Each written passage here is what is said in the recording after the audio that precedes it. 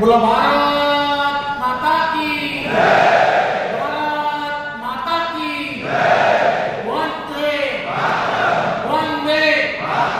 भारतीय जनता पार्टीचा भारतीय जनता पार्टीचा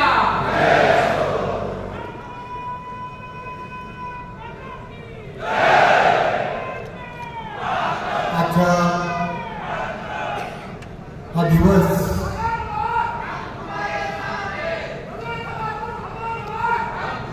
माझी आपणा सर्वांना विनंती आहे,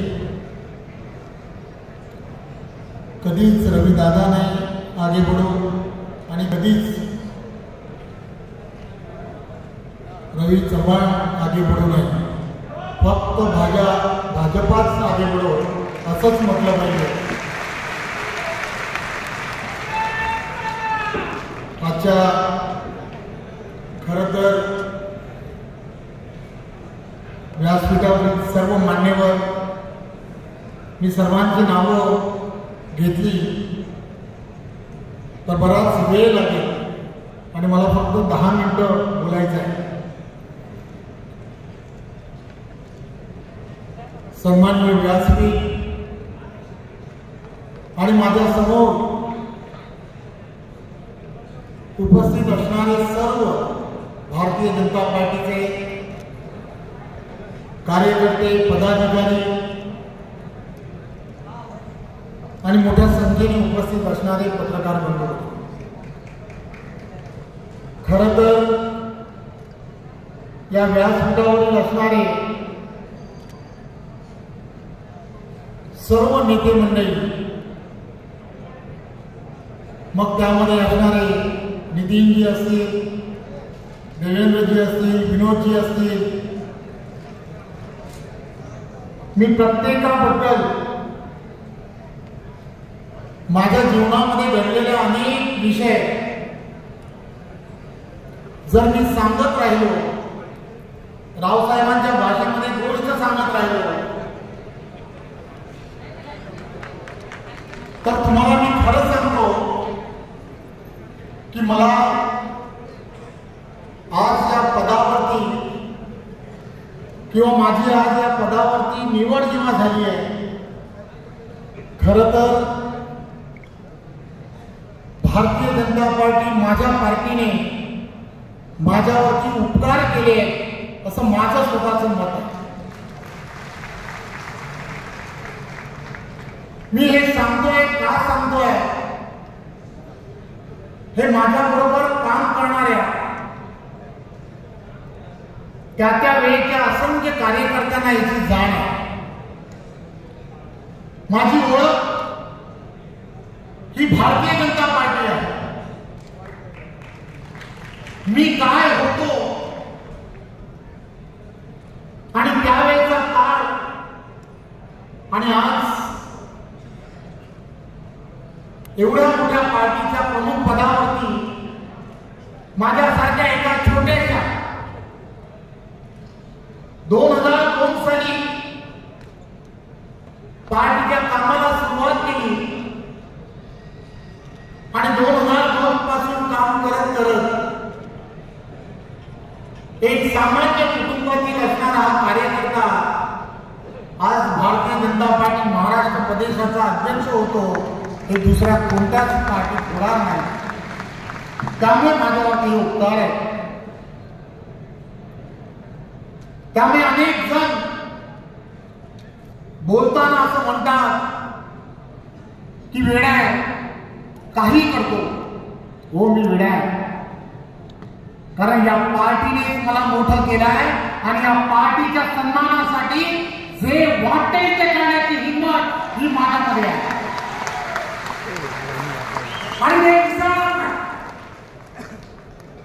आणि विसरूही शकत नाही. भारतीय जनता पार्टीची विचारधारा गंगेसारखी निर्मळ आहे आणि प्रभावी सुद्धा आहे. आणि या निर्मळ आणि प्रभावी अशा विचारधारेला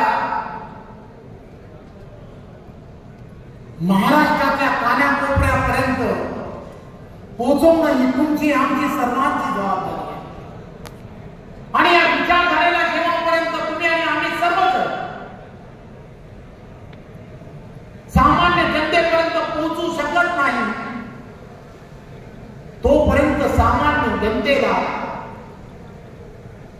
जो आज फेक नेरेटिव्ह 2014च्या अगोदरचा असणारा काळ तुम्ही आम्ही सर्वजण आठवा. देशातील असणाऱ्या प्रत्येकाने आठवला पाहिजे. आणि तेव्हापासून आजपर्यंत केंद्रातील असणाऱ्या नरेंद्र मोदीजींच्या नेतृत्वाचं सरकार असेल किंवा महाराष्ट्रातलं असणारं देवेंद्रजींच्या नेतृत्वात असणारं सरकार असेल, ही मंडळी दिवसाचं रात्र पाहत नाही. 24 तासापैकी 18 तास काम करतात. फक्त ना फक्त देशातील असणाऱ्या प्रत्येक घटकाला न्याय देण्यासाठी यांचं काम अविरतपणे सुरू आहे. जबाबदारी इतर कोणत्या पक्षावरती नाही आहे. जबाबदारी ही आपल्याच पक्षावरती आणि आपल्याच कार्यकर्त्यांवरती आहे. आपला कार्यकर्ता हे सर्व करू शकतो. देशातील असणाऱ्या शेवटच्या व्यक्तीपर्यंत पोहोचण्याचं काम जर कोण करू शकत असेल तर तो आपल्यापैकी असणारा प्रामाणिक कार्यकर्ताच करू शकतो. आणि असे प्रामाणिक कार्यकर्ते भारतीय जनता पार्टी व्यतिरिक्त कोणत्याच पक्षामध्ये नाही, हे मला अभिमानाने सांगावं वाटतं. आणि म्हणूनच तुम्हाला आम्हाला सर्वांना एक वाहक म्हणून काम करायचं आहे. ही विचारधारा सामान्य लोकांपर्यंत पोहोचवली पाहिजे. राजकीयवाद असणारा हा धागा तुम्हाला आम्हाला सर्वांना सामान्य जनतेपर्यंत नेण्यासाठी येणाऱ्या काळात काम करायचं आहे.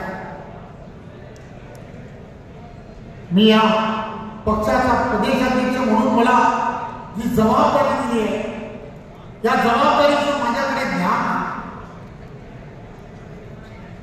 भाऊंनी जे सांगितलं त्यांनी गेल्या काही वर्षांमध्ये पार्टी आणि पार्टीच्या कार्यकर्त्यांबरोबर सातत्याने केलेला संपर्क असेल आणि देवेंद्रजींच्या नेतृत्वात हा महाराष्ट्र येणाऱ्या काळामध्ये प्रत्येक क्षेत्रामध्ये एक नंबर होण्याच्या दृष्टिकोनातून त्यांचे असणारे प्रयत्न असतील. तुम्हाला सर्व कार्यकर्त्यांना येणाऱ्या काळामध्ये महाराष्ट्रातील असणारे सर्व निर्णय देवेंद्रजींच्या नेतृत्वाचे असतील किंवा नरेंद्र मोदीजींच्या नेतृत्वाचे असणारे केंद्राचे निर्णय ते सामान्य जनतेपर्यंत पोहोचवायचे आहे. आणि ती जबाबदारी तुमच्या आमच्या सर्वांवरती आहे. मी आपल्या सर्वांना आपल्या पक्षाची असणाऱ्या विचारधारेमध्ये काम करणारे असंख्य नेते आणि त्यामध्ये असणारे रामभाऊ माळगी, या रामभाऊ माळगींनी जे सांगितलं की कार्यकर्ता कसा असावा, तो कार्यकर्ता पायाला भिंगरी, जिभेवर साखर आणि डोक्यावरती बर्फ असणारा कार्यकर्ता असावा. मी आपल्या सर्व कार्यकर्त्यांना आज फक्त विनंती करायला हवं की 2029 आणि या 2029 कडे जेव्हा लक्ष तुम्हाला आम्हाला ठेवून जेव्हा चालायचं आहे, त्यावेळेला कार्यकर्त्यांच्या कठोर परिश्रमाची ही वेळ आहे. तुमच्या सर्वांच्या साथीने हे सर्वच्या सर्व तुम्हाला आम्हाला सर्वांना पादक्रांत करायचं आहे. मला खात्री आहे की महाराष्ट्रातील असणारा हा कार्यकर्ता थकणार नाही आणि देवेंद्रजींच्या भाषेमध्ये थांबणारही नाही. येणाऱ्या काळात तुम्ही आणि आम्ही सर्वजण मिळून एक सशक्त असा भाजपा निर्माण करण्याच्या दिशेने आपण सर्वांनी पावलं उचलूया. धन्यवाद. जय हिंद, जय महाराष्ट्र. धन्यवाद दादा. त्यांच्या सगळ्या बोलण्यातून एकच गोष्ट जाणवली की संघटना त्यांचा श्वास आहे. त्याच्यामुळे त्याच्या पुढच्या काळामध्ये संघटनेचे काम करताना आपल्याला कसे श्वास घ्यायचे आहे याची आपण सगळ्यांनी थोडीशी कल्पना करून ठेवूया. आणि यानंतर आपले राष्ट्रीय महामंत्री अरुणजी यांना मी विनंती करते की त्यांनी आपल्याला संबोधित करावं.